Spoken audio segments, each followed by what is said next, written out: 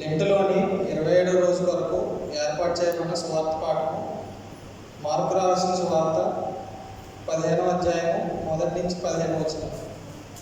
ఉదయం కాగానే ప్రధాన యాజకులను, పెద్దలను, శాస్త్రులను, మహాసభ వారందరూ కలిసి ఆలోచన చేసి యేసును బంధించి తీసుకొని పోయి పిలాతునకు అప్పగించింది.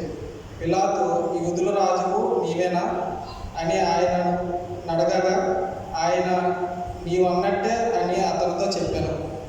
ప్రధాన యాజకులు ఆయన మీద అనేకమైన నేరములు మోపగా పిలాతు ఆయనను చూచి, మరలా నీవు ఉత్తరం ఏమీయు చెప్పవా? నీ మీద వీరు ఎన్నెన్ని నేరములు మోపుచున్నారో చూడమనెను.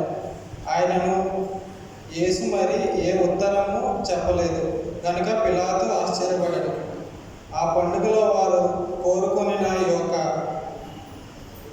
ఖైదీన పిలాతు విడిపించువాడు.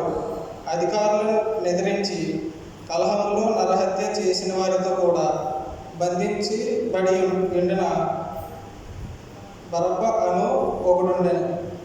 జనుల గుంపుగా కూడివచ్చి అతడు అది వరకు తమకు చేయూలో వచ్చిన ప్రకారం చేయవలనని అడుగగా, ప్రధాన యాజకులు అసూయ చేత యేసును అప్పగించారని పిలాతు తెలుసుకొని, నేను యూదుల రాజును, మీకు విడుదల చేయగోరుచున్నారా అని అడిగాను. అతడు బరబ్బను తమకు విడుదల చేయవలనని జనులు అడుగుకున్నట్లు ప్రధాన యాజకులు వారిని ప్రేరేపించింది.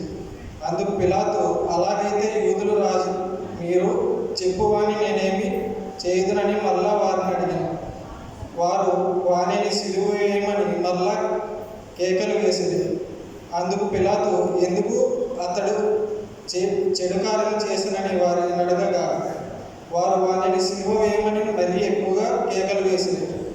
పిలాతు జనసమూహమును సంతోషపెట్టుకో మనస్సు గలవాడే వారికి బరబ్బను విడుదల చేసి యెహోవాను కొరడాలతో కొట్టించి సిలువకు అప్పగించారు.